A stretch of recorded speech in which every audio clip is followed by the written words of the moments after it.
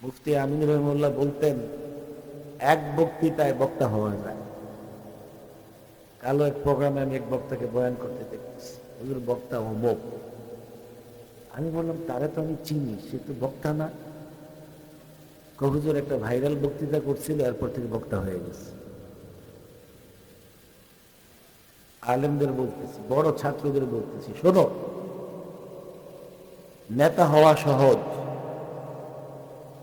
একটা কর্মসূচি যদি সময় মতো দেওয়া যায়, বাস এই কর্মসূচির পরে সে নেতা। আলেম হওয়া কঠিন।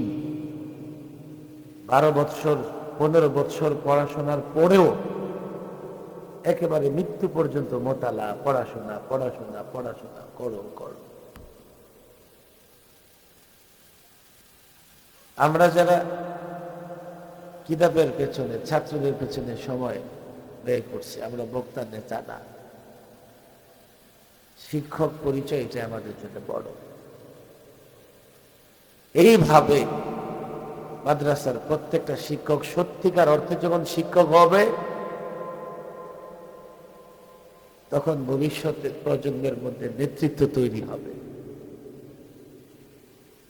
নেতৃত্ব যদি তৈরি না হয়, এক সাগর রক্ত পানির দামে বিক্রি হয়ে যাবে। নেতৃত্ব যদি থাকে, এক ফোঁটা রক্তের উপরে বিপ্লব হবে। আর নেতৃত্ব বক্তা দিয়ে তৈরি হয় না, নেতাগিরি দিয়ে তৈরি হয় না। নেতৃত্ব তৈরি হয় এলেম এবং আমলের মাধ্যমে। আর সেটাই তো লম্বা সময় খরচ করে এলেম এবং আমল। এলেম অর্জন করো, আমলের সাথে আবার এলেমের সমন্বয় করো। এমন যেন না হয় যে শুধু এলেম আছে, আলফাজ আছে, আমলের খোঁজ খবর। ধূমপান বিষপানের মতো। ধূমপান বিষপান, এই এলেম কিন্তু সব সিগারেট করে আছে না নাই? আগে ছিল ধূমপান স্বাস্থ্যের জন্য ক্ষতিকর, আর এখন কি লেখা থাকে? ধূমপান বিষপান।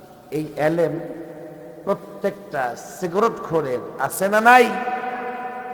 তো আমল আছে, ইচ্ছা মতো খায়, নাক ডুবাইয়া খায়, রাতেও খায়, ঘুমাইতে গেলেও খায়, ঘুম থেকে উঠেও খায়।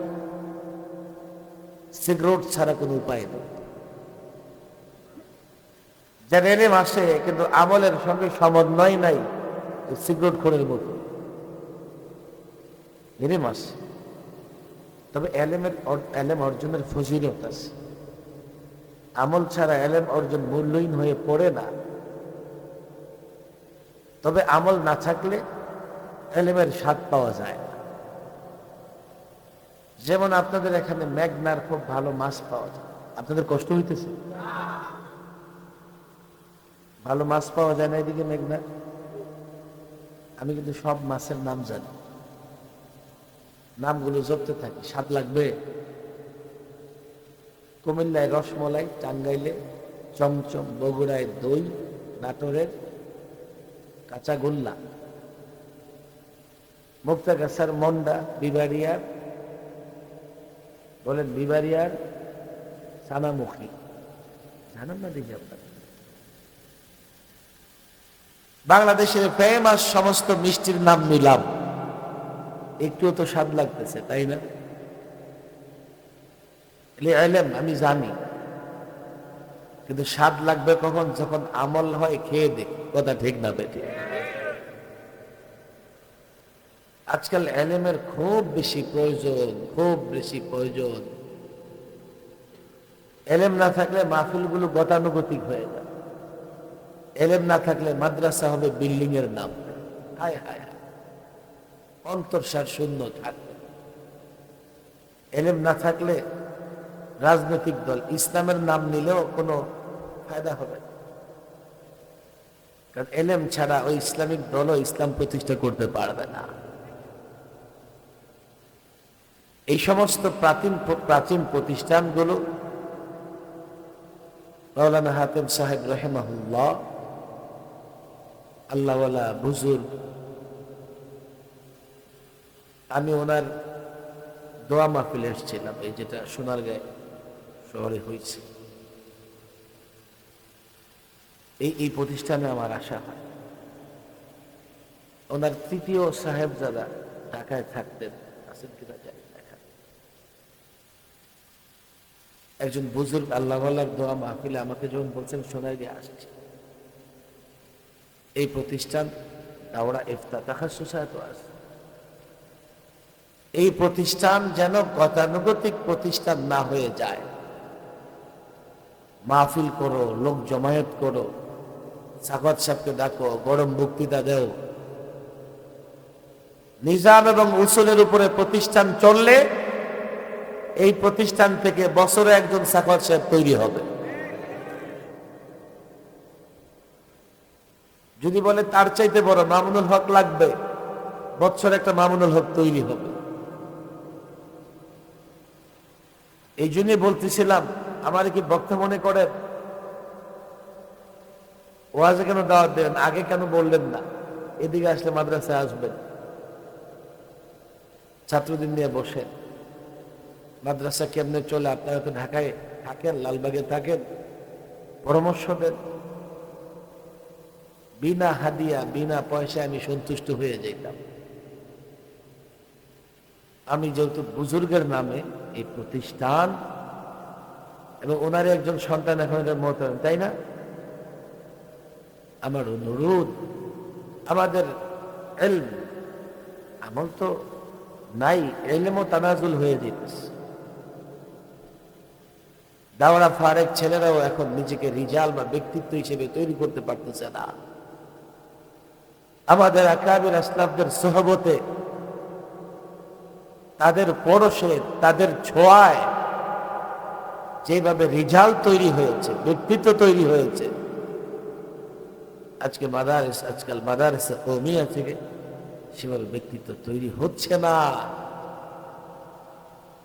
আমরা বড় শূন্যতা দেখতেছি এই ময়দানে। যেহেতু লোকেরা আমাদের মহব্বত করে, কিছুটা নেতাও মনে করে, যখন এই জাতির এই হালাত অবস্থা আমরা দেখি, আমাদের কান্না করা ছাড়া কোনো উপায় থাকে না। আমি উলুকান্দি মাদ্রাসার প্রোগ্রামে আসছিলাম, সেখানেও বলে গেছি, এইভাবে আমাদের প্রোগ্রামে রাখবেন না। ঢাকার কাছে আলেম ওলামারা ব্যাপকভাবে ফিকির করেন, চিন্তা করেন কিভাবে উম্মাহকে বিপদ থেকে উদ্ধার করা যাবে। আমরা বড় বিপদে আছি, আর আমরা তো ঝুঁকির মধ্যে আছি। বুলেট আমাদেরকে তাড়া করে বেড়াইতেছে, যে কোনো সময় বুলেট আমাদের বিদ্ধ করতে পারে। না হলে শরীফ ওসমান হাদির অপরাধ কি ছিল? তার মাত্র 6 মাসের একটা বাচ্চা।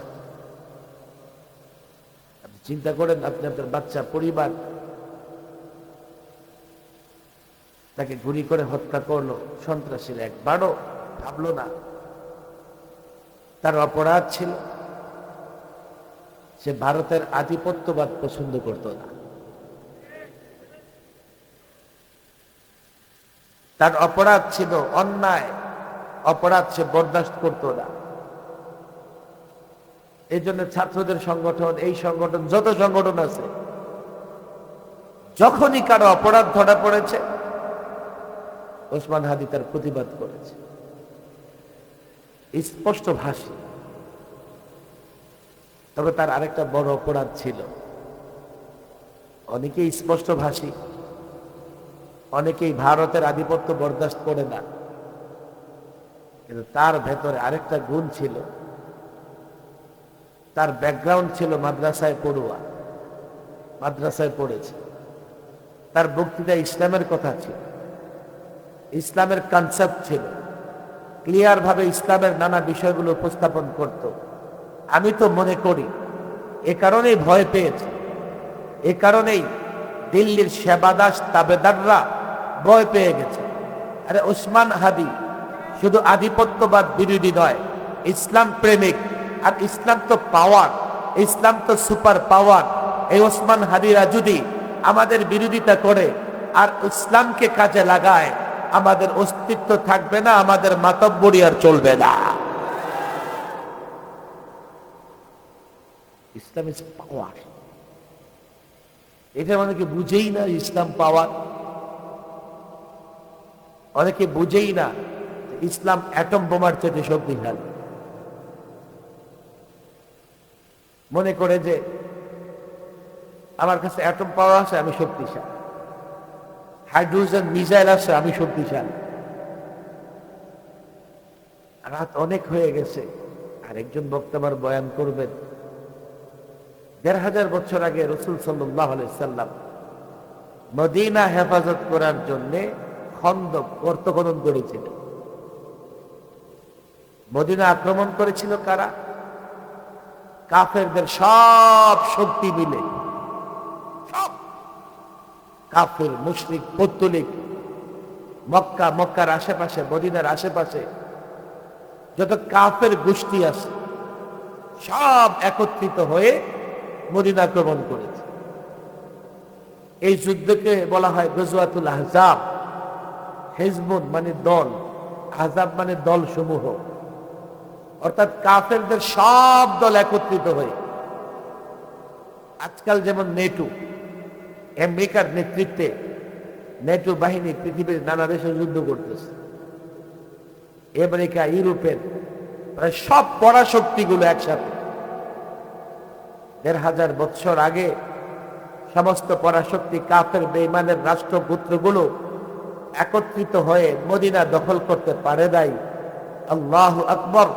১৫০০ বছর পরে আল্লাহ তাবারক ওয়া তাআলা তার আরেকটা শক্তির প্রদর্শন ঘটালেন। গোটা নেটো, আমেরিকা, ইউরোপ সমস্ত পরাশক্তি একত্রিত হয়ে আফগান দখল করে রাখতে পারে নাই।